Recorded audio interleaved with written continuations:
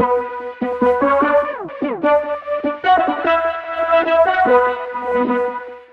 everybody, and welcome back to another fantastic edition of the His and Her Money Show, where we make it our business to help you take dominion over your money and your life. Thank you for tuning in to this episode because you don't have to be here. You could be tuned in to a whole lot of other spaces and places, but the fact that you're here with us, we are extremely grateful to have you. Do us a favor if you haven't already done so. We've been here for a while giving out great content, and we could really use your help to continue to spread the word. So if you're listening to this via the podcast apps, leave us a review. Let folks know that this is the show that they should be tuned in to. Help us help other people. And we want to say thank you in advance for doing so. And listen, today's guest is going to give you nothing but jewels and gems all episode. So if you hear something that you know other people need to hear, share it on your social media, tag us at His and Her Money so we can show you love right back. All right, guys, listen, this is the episode of episodes. We are like 600 episodes deep, but I'm telling you, this is the episode of episodes. You're going to find out in just a minute. But we have a very special guest waiting in the wings to share nothing but wisdom for us all to become better versions of ourselves. I'm talking about none other than Dr. Eric Thomas, aka ET, the hip hop preacher. And I want you to get your notes ready because you're going to need to write some of this stuff down. Open up your notes app on your phone or get some good old pen and paper and get ready to grow. Let me go get Dr. Thomas so that we can all get a little better. Hey, Dr. Thomas, welcome to the His and Her Money Show. What's up? What's up? What's up? I love that, man. I've been listening to that phrase right there for years and excited and honored to have you here as a special guest on the His and Her Money Show. You've been Likewise, man. impacting people all across the world for a long time. And so we're excited to be able to have this moment to get some of that wisdom to the His and Her Money audience, sir. Yeah, let me tell you something. Super excited to be here. Nas said, I just need one mic. I need one mic. And so we're always grateful for these opportunities. As you know, we don't do it a lot. I don't do podcasts a lot. So when I do them, it means something, So I'm so grateful that you position yourself and prepared yourself to receive, this type of information. I don't get on every show. I don't, it's like I tell folks, I don't let everybody in my pulpit. So I don't get in everybody's pulpit. So super excited for this opportunity, man, and just ready, like you said, just ready to bless God's people. When you said that, I wish that I could have this moment for life. You know what I'm saying? That's what came to my mind for life. I just want people who are listening to your podcast today to really seize this moment. What God is going to say, what we're going to create together has never been created before.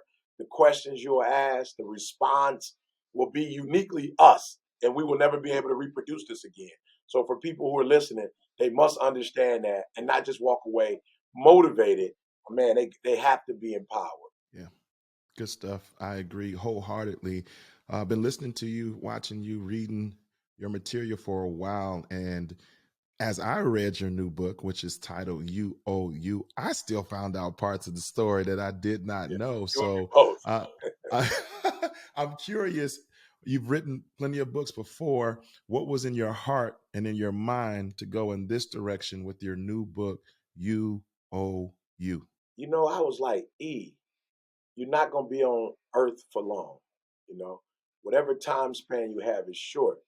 What can you leave behind? One of the books that I absolutely loved that I read, because I haven't always been a reader. So the larger the book, the more intimidating for me, was Who Moved My Cheese?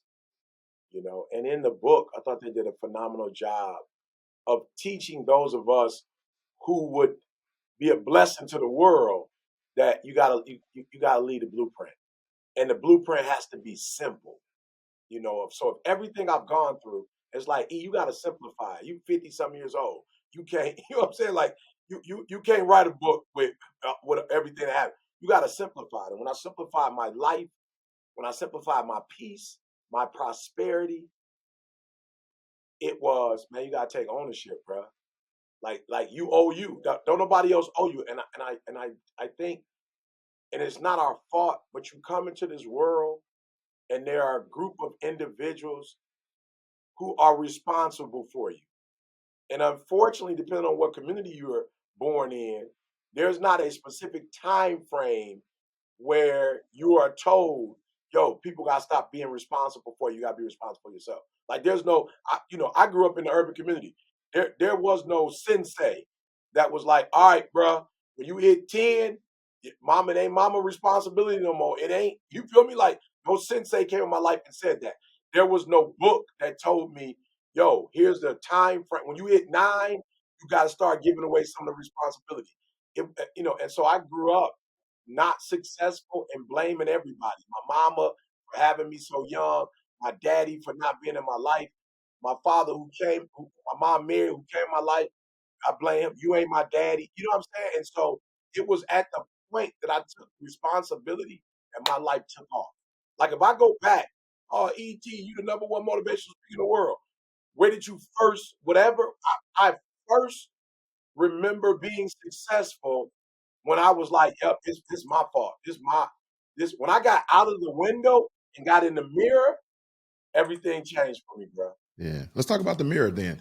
Because here's the thing. We come into this world, Bible says that we're shaped in iniquity, right? I mean, we come with a certain bent toward not doing the right thing. And one of those things that we come to this world with is self-centeredness. When we're babies, it's all about us, right? We're crying until we get our needs met. And we have to be coached, parented, and molded out of that to some degree as we get older. But then something happens along the way. Sometimes life starts lifing, and it still is about us. But then we begin blaming our current situation on external devices. But now here comes the challenge.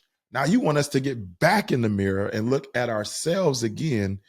So what's the difference between that thin line between self-centeredness and self-ownership? How do we be careful not to sway on the wrong side of that? Yeah, two things: motives, right? And one of the things I've realized is that at the center of success is motives. At the center of success is motives. So what's your motive? Like why are you doing what you're doing? So if you're in the mirror because you're trying to transform, you're in the mirror because you're trying to grow, stay in the mirror. But if you're in the mirror for the wrong reason, you probably want to come on, get out the mirror. So for me, when I got in the mirror, and bruh, let me just be real. I don't know why I do this. I got to be honest. I shave, right? So I've got the electric voice. So when I travel, I don't have to plug nothing up no more. One of the dangers in not having to plug it up is that you think you can do it without a mirror. Bro, I swear to you, bro, on life, I've literally tried to shave. We in the car headed somewhere, and I'm like, let me go ahead, save some time. Let me go ahead and shave real quick. And I'm shaving, and bro, I promise you, no sooner than I get to the bathroom at the hotel, and I look, I'm like, yo, I miss a spot. Like, bro, I've been with my face for a minute now. I've been shaving for a minute now. Like, how did I miss? But can I be real? I've never shaved in the mirror and missed a spot. I want somebody to catch that. I've never shaved in the mirror and missed. I've never shaved and went outside. And somebody's like, "Hey, you missed a spot." I've only missed a spot when I wasn't in the mirror. That's the only time I've missed a spot. And so I'm telling y'all, we got to be in the mirror. We got to look at we got to reflect. That's what the mirror is all about. You looking at you, and I'm gonna tell you the truth. For me, it was exactly what you said. Life started life. Life started like it. And I start blaming. And I start making it about me. You didn't do this for me, and you didn't do that for me, and you didn't do that for me. And the only reason I stopped doing that is because I did it religiously and I was losing. I was losing. And so I said to myself, yo, E, the only reason you keep doing this is because you doing it. You feel me? I want people to hear what I'm saying. Like, it's something about when we do something, whether it's right or wrong, we're married to it because we doing it. And so it's like, yo, I'm doing it, so it's got to be right. Bruh, life will be like, yep, blame your mama, but you're still homeless. You blame your daddy, but you can keep blaming everybody if you want to, but your mama ain't homeless. Your daddy ain't homeless. You homeless. You eating out of trash can. You scared for your life on the west side of Detroit in a neighborhood you ain't got no business being in an abandoned building. You're not safe or secure. You're losing, Eric. You're losing. And at some point, You got to look at yourself in the mirror and you got to say you're losing, not because your mama got control of this, not because your daddy. You got your heart's desires. You run your life. You by yourself, you making all your own decisions, and you still lose it. As a matter of fact, if I want to keep it 1,000, I was losing more outside of my parents' house than I was losing when I was in their crib. And so it was like, yo, E, you gotta stop playing games with yourself. You're losing. You're losing relationships. You're losing opportunities. You're losing, and you probably want to stop blaming other people, and you probably want to take ownership. And I'm being real. Taking ownership, like you said, is one of the hardest things I've ever done in my life. I promise you. When you said it, like, E, why would you have us to go back? Why would you? Why should we keep? Bruh, I promise you, the only time you have control of your life, the only time you have success in your life is when you're going back in the mirror, you're being real with yourself, and you're making the adjustments that you need to make. Yeah, that's so good. And I reading through your story, you had a good, they would say, reason to be upset, right? The person you trusted the most, you felt like was keeping something from you, and so you built up this resentment that took you on a path to being homeless and fighting your way through life. Some people, if I, for a lack of a better term, some people they battle alcoholism, but they're still functional. They still go to work every day. They still operate at a certain level. So I wonder if there's some people who don't realize how much they are losing because they're functioning through their dysfunction. They're doing okay. They might be doing better than most people in their family, but they're still not operating at an optimal level for who God made them to be. So how do we wake up that person that's still functional? They're not living out their car like you had to endure. They're not eating out of garbage cans like you had to endure, but they're not who God created them to be just yet. How do we wake them up? Listen to me. That person is functional because you're looking out the window. Just being real. You functional because you comparing yourself.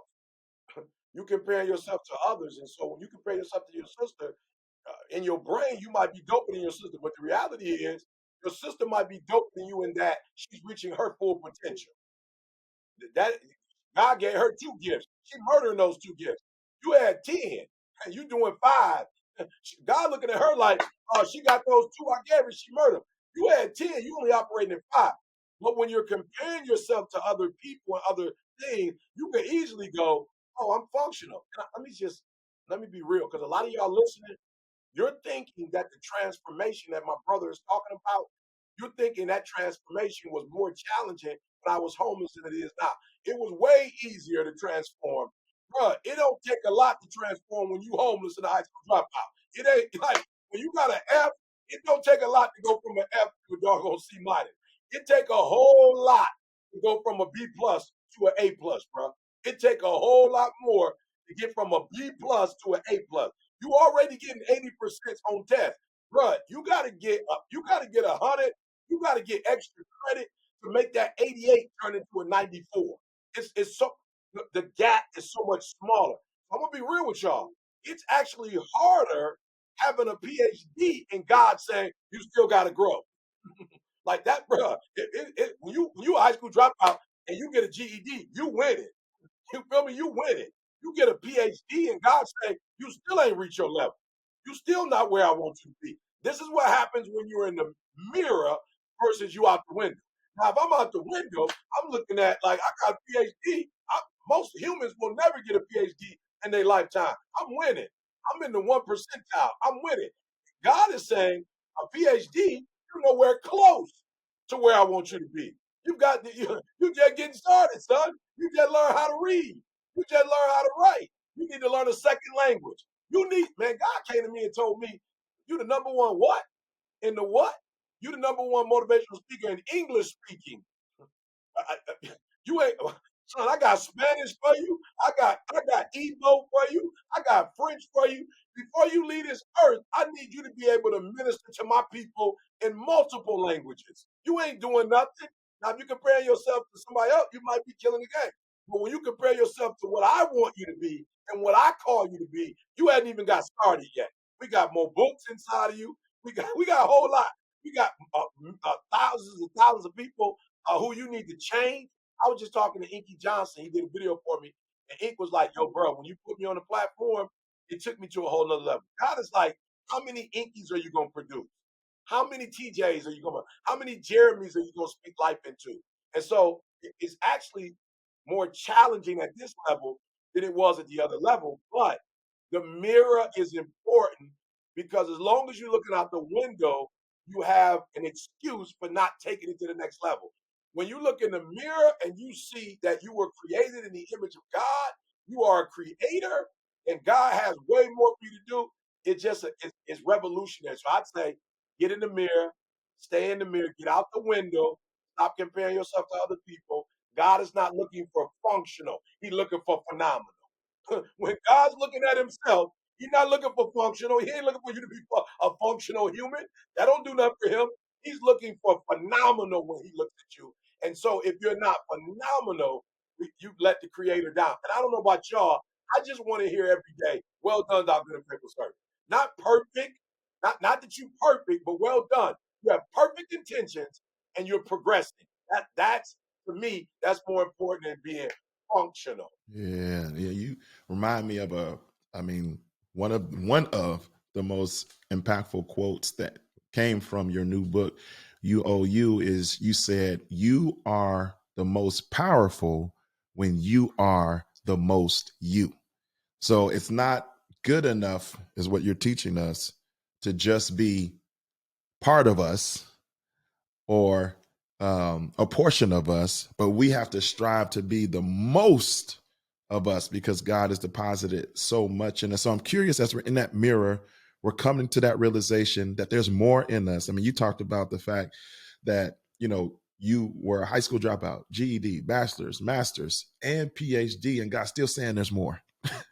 If somebody just looks at the arc of your story, be like, man, he's done quite a bit, God. Like, he's accomplished some things. But talk about that conversation. Like, how can we continue to come out of agreement with complacency and continue to strive to be the most us that we can be? I think, and this is where I hate what religion has done to the world because it's got people not wanting to fool with God, and this is where spirituality and relationship is important because it is difficult for you to be you when you're not connected to the resource. You feel me? Like a lot of us, are connected to, the supplier, but we're not connected to the producer. You know what I'm saying? Like I'm not interested in the supplier, bro. You know what I'm saying? I'm not trying to go through no middleman. I want whoever producing it. I want, you know what I'm saying? Frank Lucas. You know what I'm saying? I want they cut the middleman out.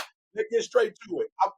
We need to get straight to the creator because he created us, and only he knows what we're capable of, and only he is willing to support us in the way we need to be supported to get there. So by God's grace, I grew up in Detroit, so I drive a Cadillac. Okay, I drive a Cadillac.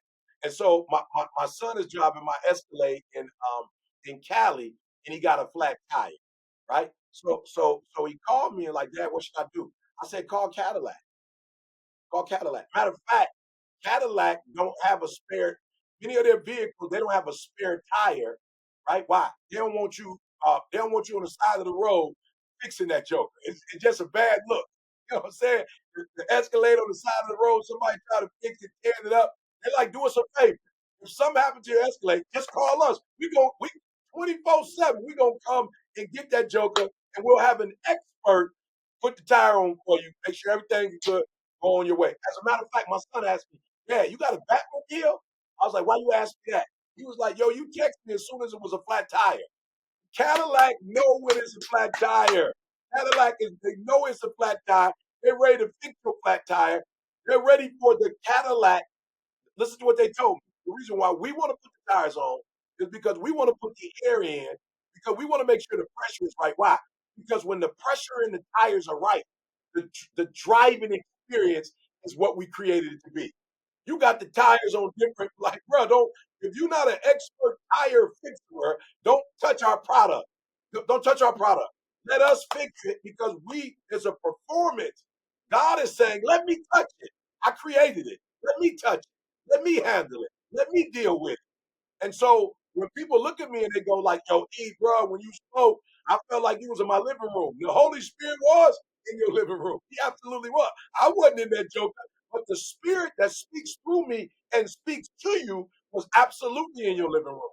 And so the reason why I'm considered one of the best is because I'm letting the Holy Spirit talk through me and to me. And so I might be saying whatever I'm saying. I don't know what I'm saying. Well, how you're hearing it in the spirit is totally different than how I'm delivering it. And so I would say you can't be you or as you need to be without you being connected with the person that created you. And so when you're connected to the when you're bro, I don't take my caddy to what's the Kia. I want to see you in the Kia. I don't take my Escalade to Kia. No disrespect. I love Kia. They got 100. They like 100,000 miles, 7 year. Like them boy, they don't play. They got what? They didn't make the Escalade.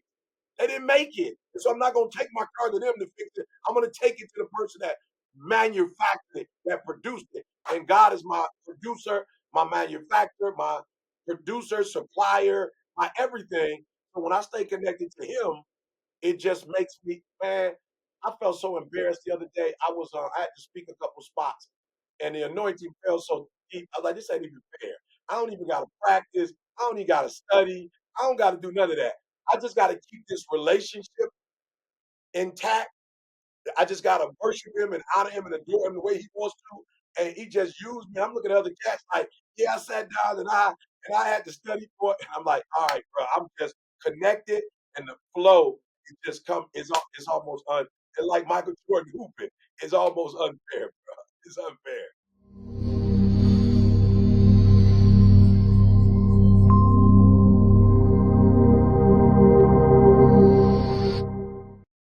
Imagine a life where your money isn't strangled by mortgage payments. Imagine what you could do when you don't have to send them money that you work so hard for. Come get simple, powerful, and real solutions to eliminating monthly mortgage payments forever. America's #1 money couple presents Crush My Mortgage. In this exclusive course, you will be equipped with strategies to help you move faster toward the promised land of owning your house free and clear. Learn strategies to help you in the areas of payment acceleration, extra income generation, and wealth creation, all to help you crush your mortgage. Visit crushmymortgage.com and get started today. Join us on the path to power, freedom, and legacy. That's crushmymortgage.com. Would you mind? I don't know.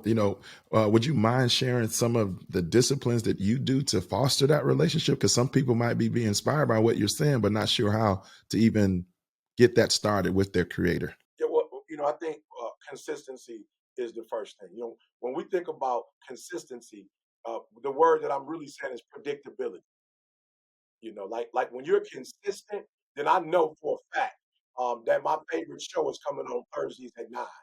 And because my show is coming on Thursdays at 9, it gives the producers and it gives the consumer time to prepare, right? And so my prayer life every morning at 3 o'clock.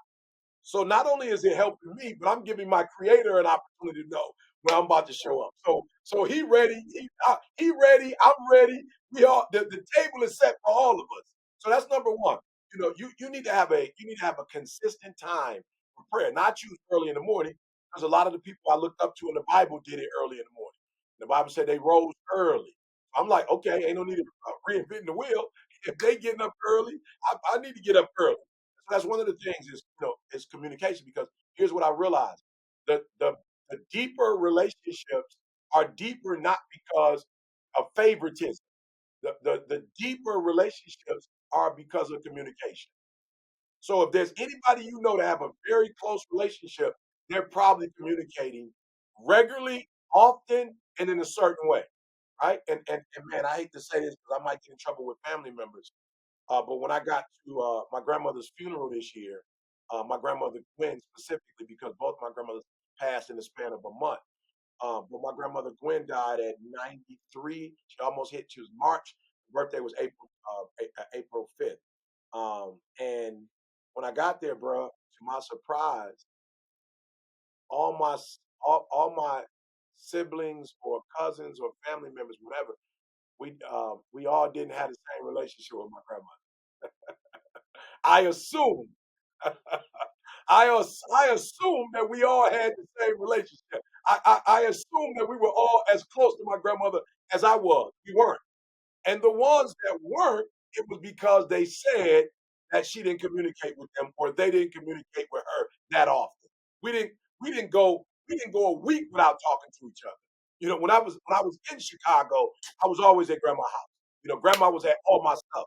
And so number one, I would say to you that there has to be a healthy level of communication.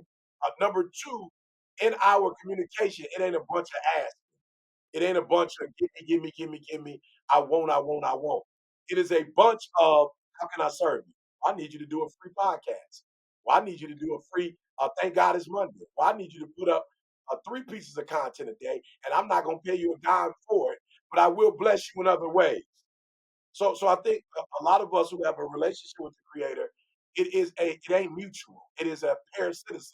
You taking a lot, you want a lot, you asking for a lot, you're demanding a lot, but you're not giving as much as you're demanding.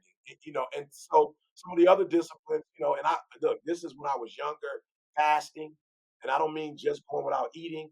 I just mean anything that is a distraction or a God to you. You know, you're letting God know, like, yo, I don't gotta have that. I gotta have you. And so putting away maybe sports sometimes, you fasting from football, basketball. I literally fasted for about 10 years. Bro, I never saw Friday. Next Friday, Friday after next, I didn't catch none of it. I didn't get Tupac's greatest albums. I didn't get Biggie. Now there was their hit songs. I heard them, of course.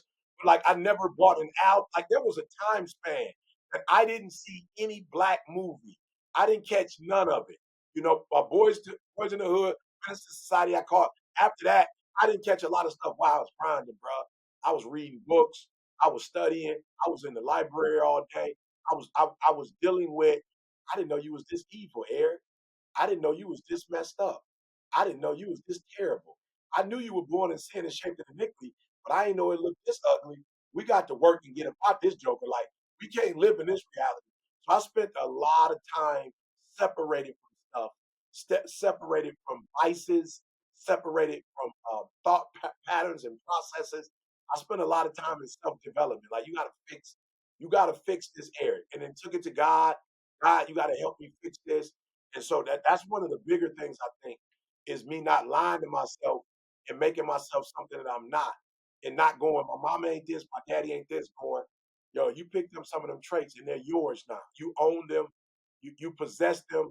You got to do something to be transformed. So just quickly, those are some of the things that I would recommend. Thank you so much for sharing. That is absolutely amazing. That's something that we all can do better at, no matter where we're at on our journey with our relationship with the Lord. And speaking of relationships, although the book is titled You Owe You, a big part of the journey that you want us to go on is surrounding ourselves with the right people. It's not just an individual walk. You talk in the book about how impactful and important your wife, Dee Dee, was in just the beginning, challenging you to get your GED so you all can go to Alabama. You talked about how, you know, since things have taken off, how impactful your business partner CJ has been, and focusing on the business stuff so that you can focus on your gifts and your part of being the face of the business and things like that. You even have a quote in the book where you talk about your journey with people. You said that I didn't leave people, I outgrew them. So help us figure out how to outgrow the people we need to outgrow and welcome in the people we need to welcome in on this journey. That's deep. Um, that's deep, man. That's a very sensitive, topic, especially in our community. I would say this: that one of the things that we have to unpack in our community is the idea of loyalty. What is loyalty? Like, what is it really? And we have to understand that some of what we were taught loyalty is, it isn't. Like, and loyalty is so one-sided. In our community, loyalty is so, you owe me to be, whatever it is you think I should be for as long as I shall live. But um, you don't have to support me in the way you want me to support you. And so we have to be careful about what is loyalty. And I think loyalty is loyalty as long as it's mutual.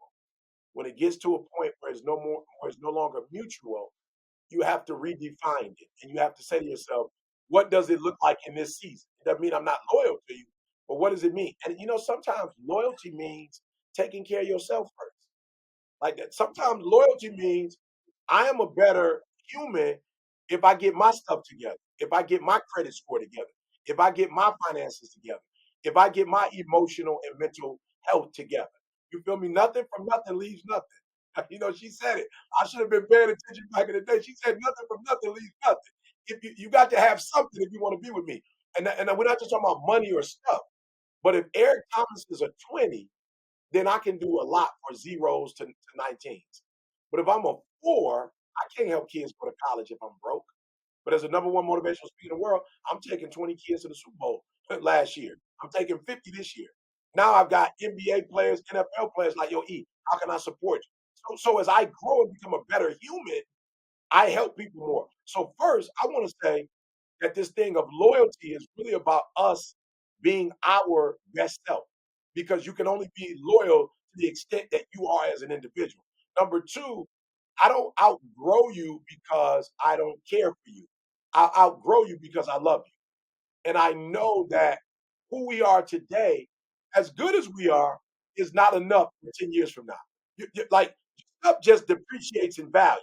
It is what it is. The dollar ain't what it was 20 years ago. It might still look the same, but the dollar is not the same value it was in 1975.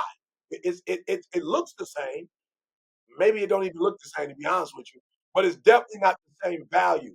It definitely doesn't hold the same value that it used to hold. So what I tell people is, I'm not trying to outgrow you. I'm actually trying to preserve us. I'm actually trying to take care of us.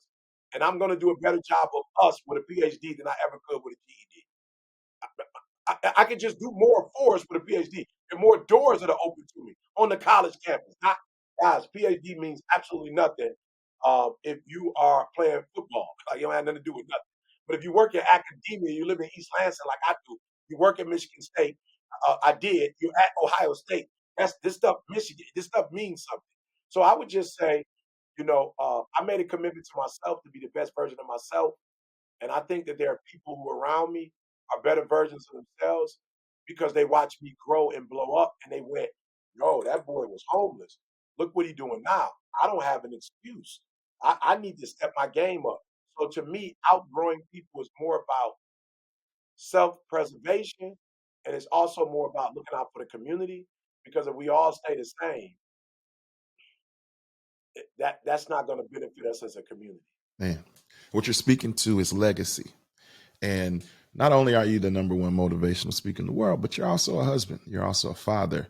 How have you shared this journey that you went on with your wife, Dee Dee, or with your 2 kids? How did you encourage them to maybe do some of the same things? Because a lot of people listening to the show are in relationships, are parents. And I think it's so impactful when we grow, yes, but can we take what we are learning and how we're growing and impact those, our first ministry, those that are around us? So I'm curious about how you've gone about doing that. Now, honestly, in the beginning, I went about it running my mouth, because that's what I learned in my community. You run your mouth, you tell people what you want. I remember when Jalen was an armed child. We were on a flight. I don't remember where we were going, but we were sitting next to a young man who was at that time an older gentleman who was a professor, the chair of the math department. I think it was South Carolina State University or South Carolina. And I said to him, like, yo, bro, like, you're a professor. Like, man, I know you meet so many people. Like, what would you say to me as a father with my son as it relates to education? And he said, here's what I would tell you. Don't say it, do it. He said, whatever you want your son to be, because Jada wasn't born at the time, he said, model it. So if you want your son to be a great reader, don't tell him to read. He literally told me, go outside of his bedroom. Don't go in his room. Don't disturb him. You know what time he wake up. You know what time he leave that room. Be sitting somewhere near his room and read. So when he come out, he can see you reading. And when he sees you reading, he's going to want to read because you're his dad. He's not going to read because you told him to read, right? And so one of the things that I've realized is becoming a better human is the way that you teach your children. So when my son and daughter were in high school, mama was working on her math. They saw daddy going to Michigan State. They would come up to the campus with me. When my son was at Michigan State studying, I was working on my PhD. He would come past Brody Hall and he would see me in the classroom studying. He would see me walking up and down Michigan State University with my book bag. So it's easier when we do what we want our children to do and when we become what we want them to become than it is talk. Here's the final one. This just happened recently. So I think, with my son, it's some pressure. I never knew it was such thing as a PK. I didn't grow up in church. So I didn't know it was a thing, or that it was a thing that Eric Thomas is your father. So there's pressure. I would never imagine that. Like my old dude wasn't even in my life, so I wouldn't even imagine that. My son was with me. Two things. My son was with me. I do work for CP3, and so CP3 and his brother, they were. We worked together, and then we got on a CP3's private jet. We were leaving LA going to the Carolinas where he's from. And we were on this private jet, and CP3 and his brother, they were talking about CJ. They were literally talking about vacation Bible school and being in church all day, every day. This is what we was talking about. This is what we was chopping up. Imagine your son seeing CP3 talking about God and CJ talking about God, and the three of us chopped it up about the importance of church. Like now, all of a sudden, for my son, he like, whoa, okay, maybe church ain't bad after all. CP3 said he blew up. CJ said they blew up because of church. So then we were with the NBA doing some work, player development in Vegas before the season started. I'm speaking, so I don't know who all in the room. I'm up front. I don't see the whole room. Afterwards, my son has a conversation with Kyrie Irving, and Kyrie was like, "Oh yeah, when I was a freshman, I came in my freshman year in the NBA. Your dad worked with the Cleveland Cavaliers, and your dad mentored me and said some powerful stuff to me. Now you got my son like, whoa, maybe I should let him mentor me. You know what I'm saying? Like CP3 talking about he listens to his videos every day. Kyrie talking about what my father did for him when he was a freshman. Maybe I should listen to my dad. I'm trying to tell y'all, it's way more powerful when you live in it. When you're living it and you're impacting people for your kids to go, oh, maybe my father is. Maybe the stuff he's saying is. Maybe I need to. My daughter used to come to the program at Michigan State. That when she was a child, I would take her. When she was at Michigan State for 4 years, then when she got her master's too, she was coming to the event, sitting in the back, listening to her dad, watching the way. So I'm just saying, man, what has it done for my children? It has set a standard for them. It has set a benchmark that say, hey, it looked like in our family, I dropped out, my dad dropped out. I dropped out, some of my uncles dropped out. I dropped out, a lot of my aunts dropped out. We dropped out. My grandma didn't finish high school. So what nobody tripping why? Because that was the standard that was set. It don't make you a better person if you got a degree, but it was a standard was set in our family. We don't do education. So what I said to my kids was, there's a new sheriff in town. There's a new sheriff in town. And we're not into degrees, but we are into learning.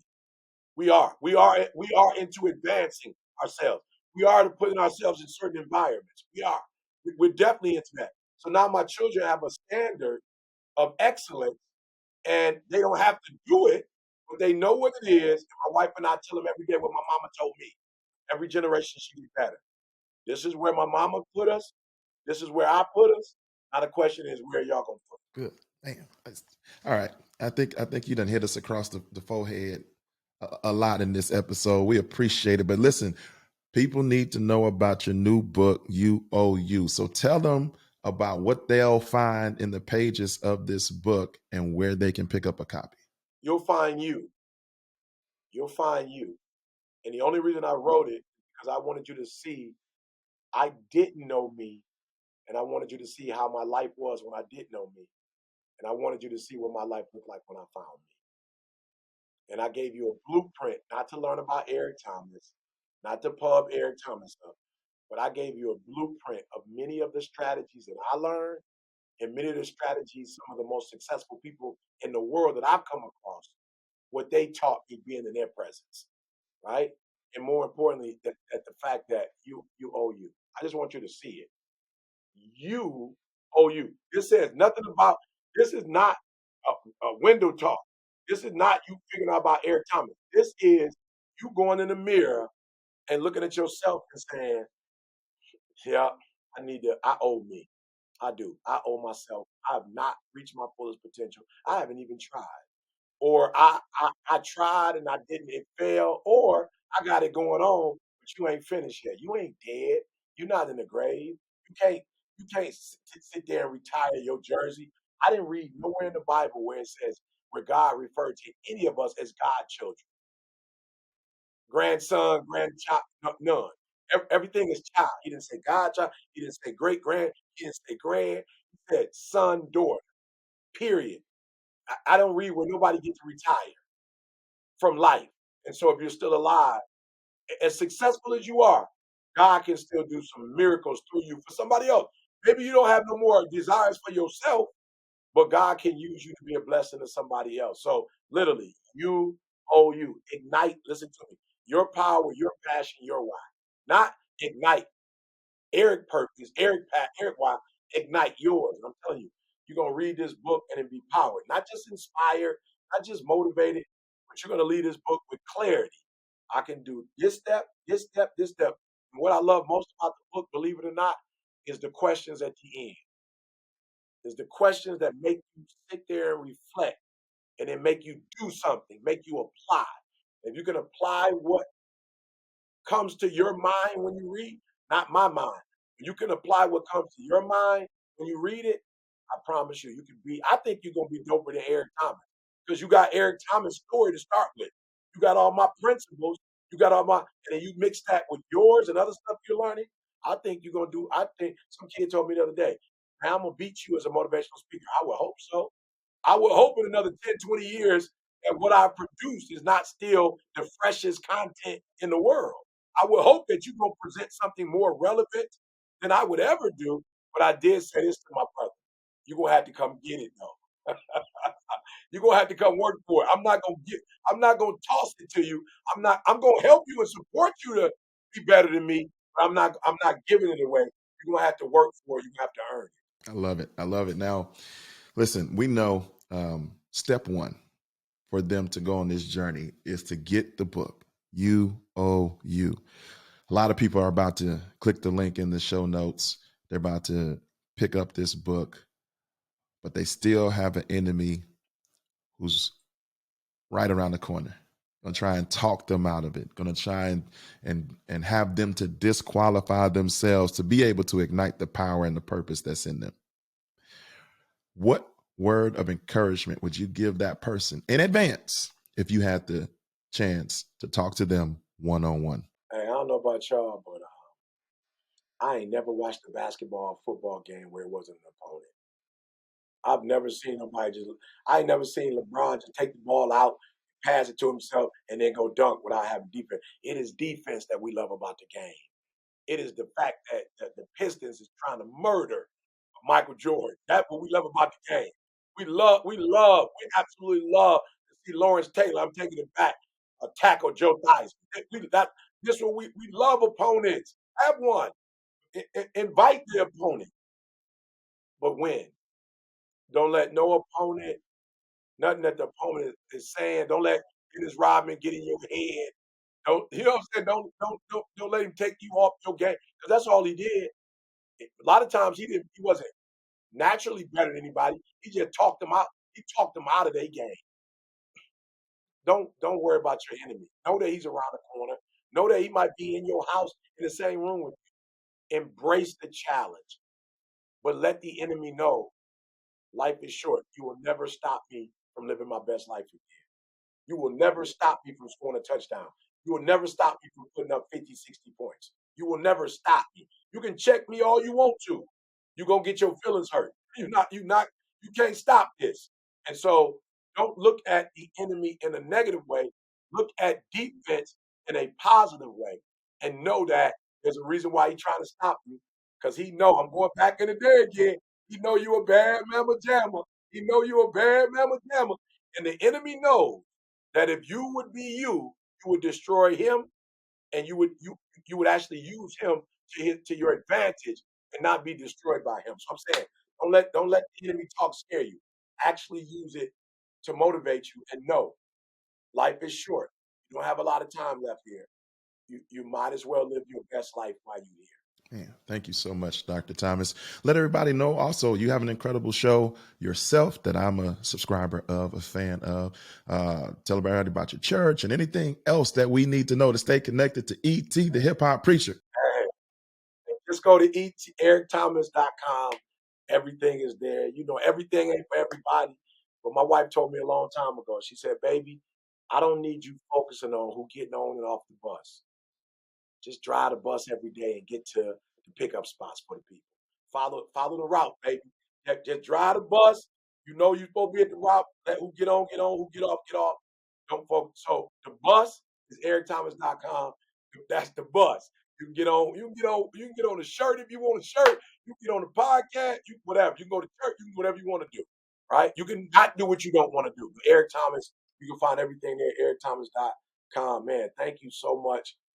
And you know what? I want you to tell the people, because there are people who will go, man, he got a podcast. You know what I'm saying? Secret to Success. You got his or her, money show. Bruh, I don't tell people in your words why it's important, regardless of who doing what, why it's important for us to still do what we've been called to do. I think it's important for us to do what we've been called to do because of the one who called us to do it. I think that if we really are honest, we don't deserve anything we have. Even if we don't have a lot, we don't deserve that. And the fact that the same God that created everything created us, and he didn't just create us randomly, but he created us precisely, and he created us with purpose. We should do everything in our power. We should get UOU. We should tune in to the Secret of Success podcast. We should go to the events. We should always be pursuing what God has for us, because just in the pursuit, just in the one foot in front of the other, you find energy. Just putting one foot in front of the other, you find joy. Joy is different than happiness, because happiness is based on circumstances. But when you are striving, again, Dr. Thomas talked earlier about, it's not about trying to become perfect, but trying to become who he called you to be. Just the effort in and of itself brings your life to a new level of feeling as though you are here for a reason. So just go on the journey and you'll find the energy to keep going forward. That's why I feel that that Dr. Thomas should all be pursuing every 24 hours to be all that God created us to be. So hopefully you're going to do just that. You heard it right here first. You heard it right here. Get up and do what you've been called to do. All right, ladies and gentlemen, that concludes this episode of the His and Her Money Show. I hope you were blessed. Matter of fact, I know you were. We have a link to everything that Dr. Thomas mentioned in this episode in the show notes of this episode. If you're watching us on YouTube, look right underneath the video in the description box and you will find the links there. You want this book. Each chapter ends with key questions and a challenge. So you're not going to be able to just read and not do. You're going to have to read and do. And when you do the work, you will find you. And we all need you to find you. So go get the book. Get tuned in and let's get to work. Until next time, guys, peace.